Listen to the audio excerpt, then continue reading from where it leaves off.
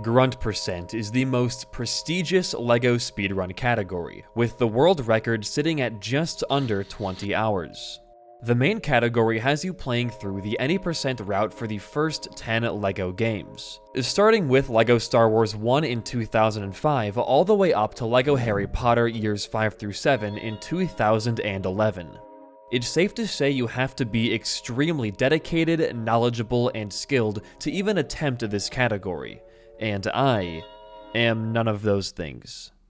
If you're at all familiar with this channel, you know we hardly do things the intended way, and today is no different, because I've created a subcategory for Grunt percent, one that I gave myself less than 1 month to learn, with a single goal in mind: getting a time under 2 hours. This is the Grunt percent all bonus levels speedrun.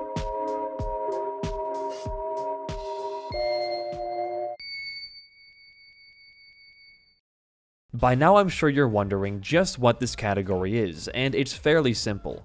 You play through every single bonus level from the first 10 Traveler's Tale LEGO games as fast as you possibly can. In total, this category spans 63 full levels, with some of them taking under 10 seconds and some taking over 10 minutes. Going into this challenge, I had no idea what I was doing. I wasn't at all familiar with the routes, the tech, and hell, a few of the games I hadn't even played casually in years. So I knew I had my work cut out for me. This meant that it was time to start the grind. First off, what's classified as a bonus level anyways? For most of the games, it was pretty easy. Whatever the categories on speedrun.com called bonus levels were, in fact, bonus levels. This means that for a game like the Complete Saga, it's just the 6 gold brick doors in the back of the cantina, not the super stories or bounty hunter missions. However, there were some games that didn't have a dedicated bonus level category, like Pirates of the Caribbean or LEGO Star Wars 3: The Clone Wars. For games like those, I used my better judgment as to what those levels might be. I did it like this so that by the end of your run, you'd be able to submit pretty much each individual split as a run to whatever game you wanted, and essentially get 10 plus runs on the board out of just one big speedrun. The first half of this video will be detailing all the tech used in the run, how my practices evolved and changed, and the reasoning of all my game orders. If none of that interests you, you can skip all the way to the cut up version of the run, or if you want, I'll have the full run linked down below. But I highly suggest you watch the whole thing, so I can explain why this or this works. Naturally, I wanted to route the run going from the hardest game to the easiest, so I wouldn't risk losing a lot of time late game and fumbling the bag. But in order to figure out which game was going to be the most difficult, I first had to learn all the games, starting with LEGO Indiana Jones 2: The Adventure Continues. This game was special, in the sense that from day one, I knew it was going to be one of the most inconsistent and frustrating ones of them all. This split has you playing through the 36 bonus treasure levels, and there's really only 2 pieces of tech used throughout the run. That being launching, which is done by throwing a player into a lever, valve, or target, and wall jumps, which...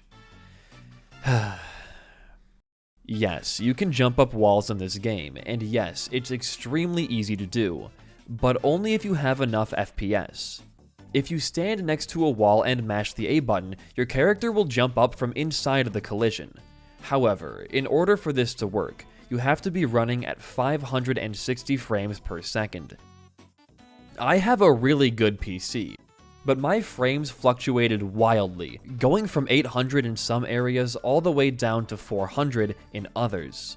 Some levels I could do the wall jumps, others I couldn't, which meant I had to learn 2 different routes for the run. One for the situation where I had enough frames, and one for the instances where I didn't. Aside from that, there were also 2 ways your run could die to a minor softlock, requiring you to either relaunch the game or quit to menu. If you press nearly any button on the transition screen back to Warehouse, you run the risk of the game dropping out both player 1 and 2 the next time you enter a level. And if the button you press just so happens to be the A button, you could accidentally start a new glitched save file. It's not worth explaining why that happens, but just know it's a possibility. Because of the wild nature of this game, I knew this one was going to be coming pretty early in the speedrun. For now, I put it as the very first split in the category. The second game I chose to learn was LEGO Batman 1, as it was a very nice contrast to LIJ 2's 36 levels, with Batman only having 2 levels you need to learn, Wayne Manor and Arkham Asylum. Arkham was easy enough, having you ride around on a couple different vehicles and blowing up some silver objects to reach 1 million studs.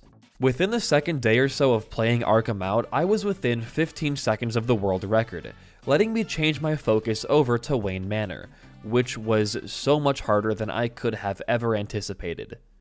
This is definitely one of the more unique levels in the challenge, split up into 3 parts.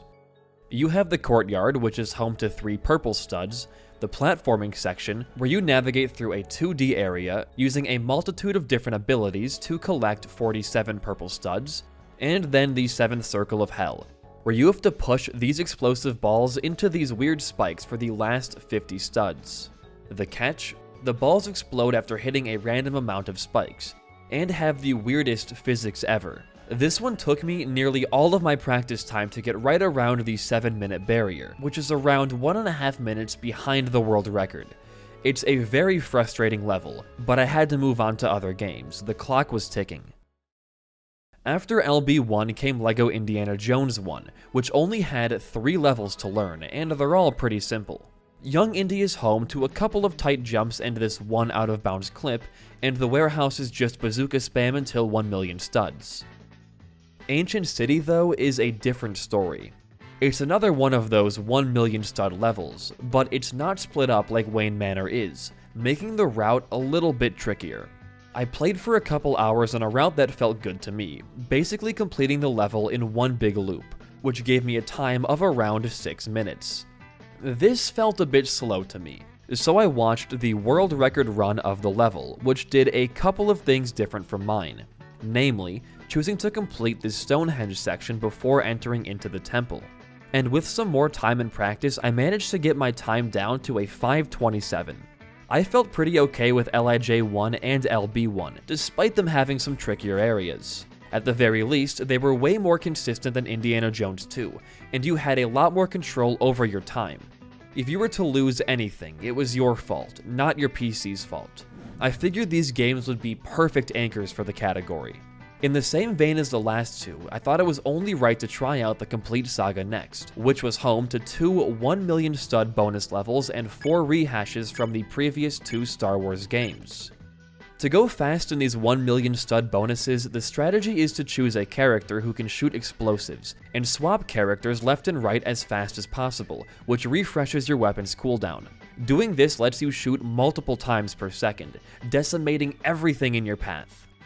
In this game, you would choose the Droideka for their fast ground movement and turn on explosive blaster bolts.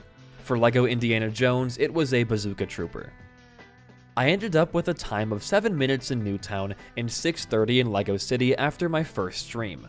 Over the following weeks, that would be lowered down to a 5:46 and a 5:35 respectively, with some better routing and execution. Gunship Cavalry and Pod Race are essentially auto-scrollers, and Anakin's flight really only has 2 special time saves. Torpedo storage by dropping in player 2 to collect torpedoes, then dropping them out to save them for later, and wedging yourself inside of the force field at the end so you don't have to wait for the full cycle to play out before destroying the core. TCS was once again a pretty consistent game, aside from Pod Race being a little bit jank. So I put it near the middle of the run, followed by LEGO Star Wars 2's version of LEGO City, which is about 2 minutes slower on average than TCS, and LEGO Star Wars 1's A New Hope, which is just 30 seconds of you activating C-3PO panels. Then it was on to Pirates of the Caribbean. This game only has 1 level, and it's around a minute long. It's supposed to be a type of boss rush, but you can skip all 3 bosses by doing dog wall jumps to jump over the door. This is done by swapping into the dog character mid-jump to get them stuck inside a wall, then swapping quickly back and forth and jumping. Then repeat that tens of times over. It's not a super easy rhythm to get down, but it didn't take too much time. Harry Potter 1 through 4 was up next, a 10-level gauntlet utilizing some of the most interesting tech in these games. In general, a lot of the puzzles can be skipped by doing a technique called Lumos jumping, where you switch from Lumos to another spell while mashing A, giving you a second to jump. Time these jumps right and you can leap over gates, walls, and so much more. This accompanied by pet warping, which is done by lifting another player into the air while they deploy their pet, lets the category be beaten in just under 3 minutes. This game can be pretty difficult, with level 8 having a couple of tight jumps and level 10 having the hardest Lumos jump in the whole category, so I opted to put it second, right after LIJ 2. I tended to follow the world record run done by Zerathix, with some minor changes to make level 8 more bearable. After that came LEGO Star Wars 3, a game that I had never played before, which was home to just 2 levels, Castle of Doom and Hostage Crisis. Both of these utilize only one piece of tech, the same types of wall jumps as pirates, but this time as a droideka instead of a dog. This allows almost everything in the game to be beaten pretty quickly, especially in Hostage Crisis, where an out-of-bounds droideka wall jump found by Annabeth skips right to the final room. And that brings us to our final game, and simultaneously, the biggest mistake I made in all 3 weeks of my practice. Leaving LEGO Harry Potter years 5 through 7 for last. Call it stupid, call it naive, whatever it may be, it was a bonehead move. There's no individual level category for this one single bonus level on speedrun.com, and it doesn't even have a name. So I assumed that it was maybe because it was just a little bit too short or too boring to interest runners. But I couldn't have been more wrong. I didn't even bother watching a playthrough of the level until the final 3 days of practice, and that's when I realized I was utterly screwed. This entire level, whose world record is just around 9 minutes long, is played using 1P2C, a technique I've tried avoiding at all costs. You have to play out the level entirely with 2 players, and I had 0 prior practice. The route itself is fairly easy. I had gotten used to breaking down these big 1 million stud levels into pieces already, but getting to a point where the level was being done quickly or efficiently was terrible. I was doing so poorly with 1P2C that I was getting faster times just playing it through with 1 player, with my final resting time being around 16 minutes for the level. That's longer than the entirety of 1 through 4, Batman, or even LIJ 1. There was only so much I could do. With the real run quickly approaching, I kept trying and failing to get better, and I knew that all that was left to do was pray. The day was finally here. I had set everything up. My terrorist cat was down for her nap, and I was ready to get going. For reference, the sum of all of these games' world records combined, the best runs ever done, is just about 1.5 hours.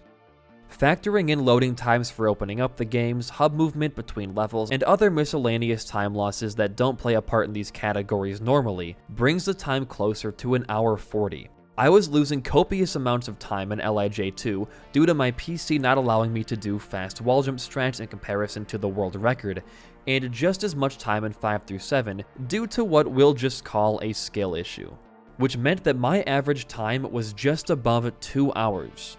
I had gotten a 2:04 off camera when I was setting my splits, and a 2:06 on my first completed run of the day. Shoot! Don't punch! This 2:06 was, in my eyes, an incredible run. I had gotten gold splits in 5 of the games, meaning that I had played my best runs of those games ever, golding by nearly 6 minutes by the time that I had hit LEGO Star Wars 3. But that wasn't nearly enough, as a really rough Batman, LIJ 1, and TCS had cost me. I had missed 1 stud in Batman, which made me have to trek backwards through the whole 2D section just to find it. I had died 4 times in Pod Race, my most amount of deaths ever, and had, by accident, did my old, slower route in LIJ 1's Ancient City. Funnily enough though, even if I had broken even in those 3 games, I still wouldn't have been sub 2. At this point, I realized that maybe I just didn't have it in me. On the rare occasion where I didn't get screwed over in LIJ 2 and a run made it past there, I would have to gold split on almost every single game to get where I needed to be. and for reference, in all 4.5 hours of this stream, that 206 was the only run to make it past LIJ2. After being live for that long, I hit the stop streaming button and went to go make some dinner. I had dedicated a whole month of time and countless streams to learning these games, and I knew it was possible to get a sub 2. I just needed to get one more run past that LIJ2 bottleneck. Then I knew I had it in me to give it one more final shot. So an hour later, I went live again, and after getting an okay start in Javito's temple and setting some more minor PBs along the way, I left LIJ2, just 2 seconds behind my last run. While this split was nothing special, I knew I finally had a second shot to juice up the rest of the run, and juice up I did.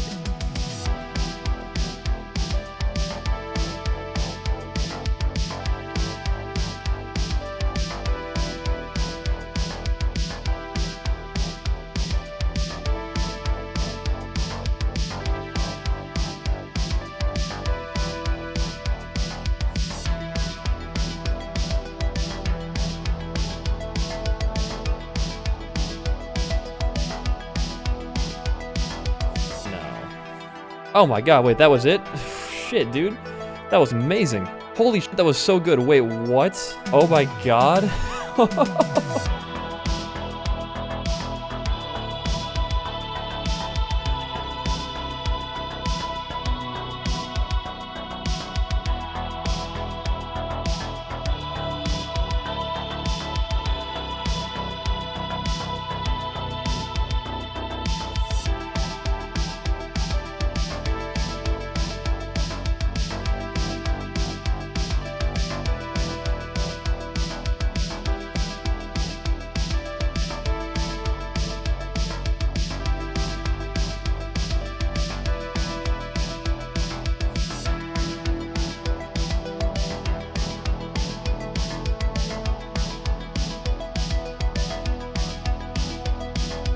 As you're running around in this forest, like behind my house, we came across a coyote that was eating a squirrel, and we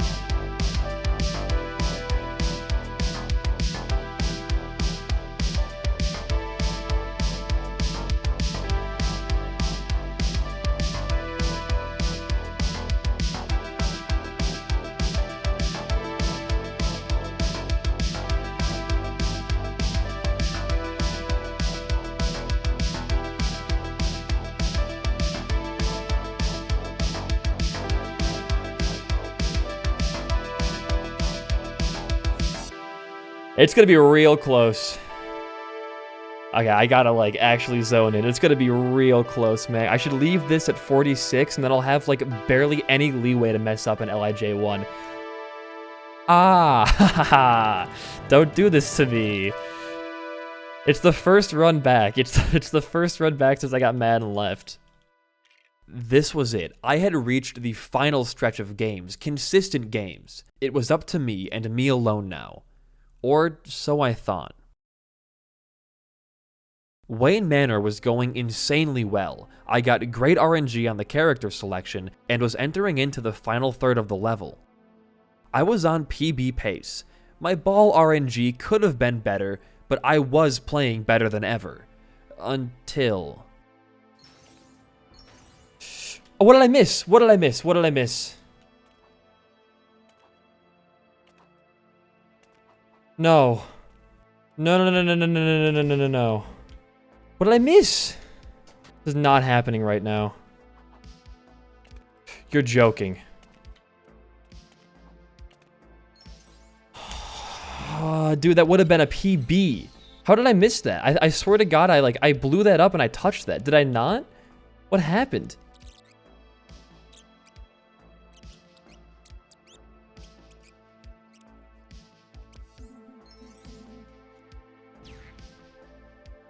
Don't ask. Okay. This moment, where I switched characters 4 frames too early, not only cost me a new PB, but also over a minute of time in the category as a whole. Something I couldn't risk this late into the run. And in Arkham, a level that I was extremely overconfident in, my cat had jumped on my desk and blocked over half my screen, losing me another 10 seconds and messing up my route. These time losses were awfully impactful, and sent me into LIJ 1 with only 1 minute of error allowed if I still wanted to get the sub 2. Now more than ever, I needed to not mess up. Okay, Gray Rock.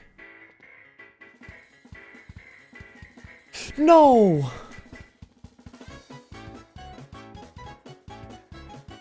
No, why now? Why? I'm gonna lose it. I'm actually gonna lose it. I've never missed this jump before, and of course now. Dude, I'm blaming my cat for that one. I'm missing all my jumps right now. Okay, we got giraffe at least. No cutscene this time. Okay, my game did not bug out like last run. Come on, dude. Okay, so we'll say 6 minutes. I think we have it. If I don't do something like substantially bad, please, my cat is coming back over. No, we're not friends yet. I'm not gonna be super active in talking because I'm about to get sub 2, I think, hopefully, and I really don't want to lose this. One more level after this one, and it's the one that I'm the worst at, but through some godforsaken miracle. Wow, this is actually crazy fast. We're 15 seconds ahead of last run. My cat, no, Zimmy, no. Don't come over here. If she jumps up here, I'm gonna lose it. What, a PB? It's a sizable one. That's a sizable one. Okay, okay, we can do it. We have 5 minutes to beat the next level. We can get sub 2. Come on. Come on. Please, please, please, please, please. I think we have it. I don't want to say anything for sure. I can't believe I PB'd Ancient City on this attempt. The one that started it all. And now it's a messy Ancient City, too. Come on. It has to end here on Warehouse.